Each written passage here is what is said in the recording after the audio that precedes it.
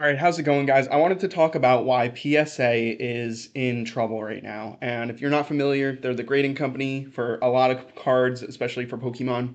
I want to look at this video by Above Average TCG here, where they talk about a few different things, but most specifically, something I want to talk about is the new PSA cases. Now, what they're going to do here is they're actually going to crack open one of the cases that they have. A lot of people do this if they want to regrade their cards, or maybe it didn't get the grade they wanted, so they'd rather keep it raw. Now, when you're taking apart these cases, they're supposed to shatter in a way that allows them to not be manipulated in the way that they're doing now. The problem with what you're seeing right now is that they still have a certification number that they can use that he takes out the card here. This is bad because you can put a fake card in here, seal it back up with little to no any shattering or, proof of tampering and sell it on eBay. Now, what he does is he talks about how, well, you know what? I'm going to let him say it better than I can. There are new PSA slabs. People's been saying hard to crack because they're like squishy. But like someone could just take another card with a different label and squeeze it back in. Put some super glue in it. No one would be able to tell. People also make fake certifications, which becomes an even greater problem. PSA has made, the top part of this a little bit harder to fake, but nevertheless, people still fall for it on eBay. It's like a really big problem since like people before were using fake PSA slabs. Now you don't even have to use a fake one. You can just crack out a real one. I'll crack another one out. They're just super easy to crack. Like the older ones, I can do this too, but the edges kind of like crystallize and fray, and you can tell that it's been cracked before. But not these ones. The new slabs, they're like they crack open. You put them together, and So it should not be this easy to be able to open them the way that he's opening them. Another thing is that they're more cheaply made, which allows for this to happen more often. He starts bending it at some point.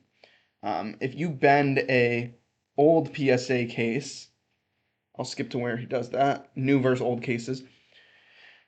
Um, it should not be bending like that. That is absurd. they shatter. It's a U Yes. shape. I think it's because of the new cases, because they're kind of soft from a different material. I actually have old cases.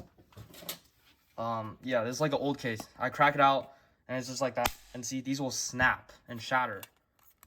But the new ones, they don't. They just So the fact that there's no give on them means that this is really bad and people need to be aware that this is an ongoing scam. Something else that I wanted to talk about is you can go to like a listing on eBay, like this one here, for example. Um, and this right here, um, the certification number is right here. You can take the one from eBay, you can put it in here and certify that it is real. Now, these scans tell you what it looks like before and after, pretty much.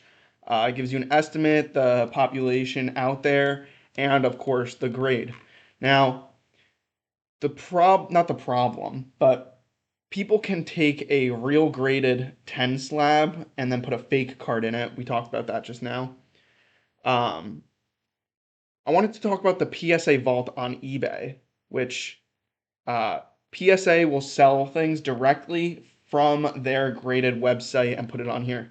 This is a massive problem only because they offer you to say, hey, we can leave it in a pretty much a secure vault in Delaware and save you, the shipping cost and selling it to you just for you to sell it again. And we'll just play the middleman. Now, the reason why this is a pretty big conflict of interest is because PSA can purposely grade people's companies or grade people's cards higher if they know that they have a track record of letting them go to the vault. So let's say that I submit a bunch of cards and I get a 9, an 8, a 7, and a 10. And I tell PSA, oh, put the 10 in the vault and I'm going to resell that one. I'll keep all the low numbers because I want to crack them and resubmit them and do whatever I want with them. PSA might start taking note that once it's graded a 10, I don't want it anymore. So they might be more inclined to be like, oh, whenever Michael submits his cars, give him a 10 because then we have more inventory of a certain type of card. Something like, what's a high demand card right now? The felt hat Van Gogh Pikachu collab. There's a very high population of those and a very high population of them going into the vault, which becomes a problem because PSA now have a bit of a control of what they can do with that card. And that's a very scary thing because the more inventory that a company has, the more they can control the demand and the price. So PSA is kind of now being more incentivized to issue higher grades to collectors that have a track record of letting them buy back the card for PSA Vault. Um, I do think PSA is in a bubble, and something else that I found interesting was this post of PSA dropping some devil's lettuce into the scan before it went through. These photos, I don't know. Oh, you could really refute that. It looks very much like a certain something was on there. I thought this was funny, but it also shows some type of negligence or potentially even just Photoshop on this person's behalf. I don't want to call it fake, but that's where this lands. Um, Another thing is PSA can incentivize themselves to, um, you know, grade something as a 10 and then have people look at their cards and say, wow, mine is pretty close in condition to that. I should send mine in to be a 10. And PSA makes their money off of the grading fee and maybe a little more off of PSA's vault, if they end up reselling it. But if someone puts a low population card into PSA and it gets graded back nicely and people post about it, there's publicity. People are like, "Oh, I have that same card in a good condition. I should send them in."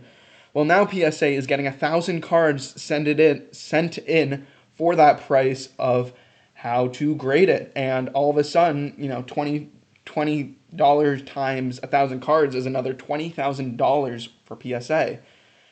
In and out, those can be graded lower if PSA ends up giving that first card a 10.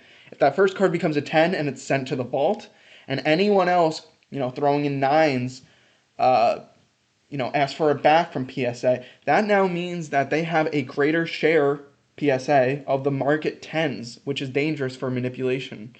It's kind of similar, I saw in comments on Facebook, of how razor companies will sell you the handle and then a bunch of cheap razors to keep you coming back and in this case regrading your cards hoping for something else or a usable razor. In the same way that something like printers, for example, will sell cheap. Um, I think I had it open here. Will sell you cheap printer cartridges. Um, you can't see that here. Will sell you cheap printer cartridges because most of their profit comes in the form of, or sorry, they'll sell you cheap printers in hopes that you're gonna spend more on the ink in the coming years. So yeah, guys, again, you want to be looking out for these really really suspicious recracked sealed slabs. You want to look out for what the PSA's population is and be careful when you're buying from the vault or when PSA offers you to buy for their vault. Thank you guys so much for watching. Have yourself a good one, and thanks for watching again.